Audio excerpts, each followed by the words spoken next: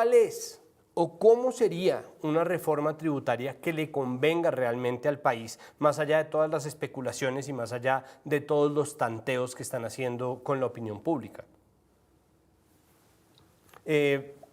Empiece por favor María Fernanda, luego Diego me contesta. Bueno, Santiago, yo creo que una reforma tributaria para este momento, porque estamos pasando por el momento de la peor crisis económica de nuestra historia, tiene que estar enfocada en el principio de progresividad. Es decir, que los que más tengan son los que más deban pagar. ¿Por qué? Esto no es así porque sea simplemente una reforma justa. Sí, que eso es la forma más justa de hacer una reforma tributaria, sino que en momentos de crisis una reforma tributaria de este estilo es además la que más nos puede ayudar a recuperarnos de la situación económica, ¿sí? Entonces, habría que pensar una reforma tributaria que a las clases bajas y a las clases medias prácticamente no los toque y que se enfoque en las clases que más pueden pagar en estos momentos. Y esto sería, como les digo, lo que más podría ayudar a recuperarnos de la situación económica que estamos viviendo. Diego, esta idea de la progresividad es posible hacerla además estructural, es decir, es posible plantear una reforma de largo plazo y no que tengamos que tener, como nos ha pasado en el gobierno Duque, 3 reformas tributarias en lo que va del gobierno. Santiago, por supuesto que sí, y de hecho creo que ese es el punto central que tendríamos que tener hoy en la discusión en Colombia.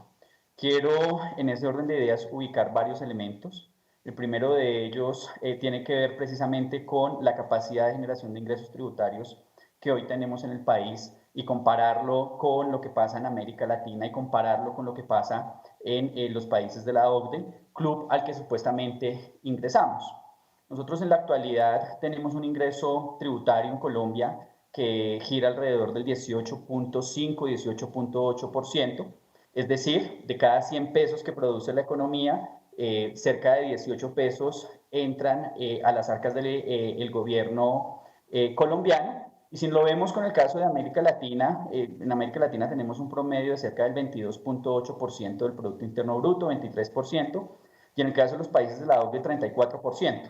De hecho, cayó el último año el promedio en los países de la OCDE porque entró Colombia y está hoy cercano al 32%. Entonces, en ese orden de ideas, un primer elemento que definitivamente nosotros tenemos que colocar sobre la mesa en el marco del debate nacional que debe existir al respecto, está relacionado, por supuesto, con ubicar una reforma que realmente fortalezca las finanzas públicas y no como viene sucediendo en el país, que cada 19 meses aproximadamente, como bien lo señalas, hacemos una reforma tributaria. Entonces es un primer elemento en un contexto en el que normalmente plantean que es que la estructura tributaria en Colombia es un monstruo gigantesco y que transformar, digamos, esa estructura tributaria o robustecerla mejor, pues haría inviable la economía colombiana. Lo que sucede en América Latina, lo que sucede en los países de la OCDE, evidencia pues que estamos ante una falacia argumentativa en ese sentido y que pues debemos darnos un debate en relación a cómo realmente hacer una reforma fiscal estructural, no solamente en términos de ingresos, sino en términos de gastos, que permita combinar la sostenibilidad fiscal desde una perspectiva también de justicia distributiva, al tiempo que por supuesto pues damos confianza, fíjense ustedes en una cosa y para ir cerrando este punto, en que se habla de la necesidad de generar estabilidad jurídica, pero lo paradójico aquí es que la arquitectura tributaria que tenemos en Colombia desde los 90, que hace que cada 19 meses estemos haciendo una reforma tributaria, pues genera mayor inestabilidad. Entonces es no solamente viable, sino que es necesario, y en ese orden de ideas el debate de fondo es, bueno, una reforma tributaria para gravar a quiénes y de qué manera, y no como ha venido sucediendo en Colombia, que básicamente pues se ha venido castigando a la población de ingresos medios y de ingresos bajos, ya bien sea con el IVA o ya bien sea con impuesto a la renta que particularmente pues se ha enfocado en sectores de la población de ingresos medios.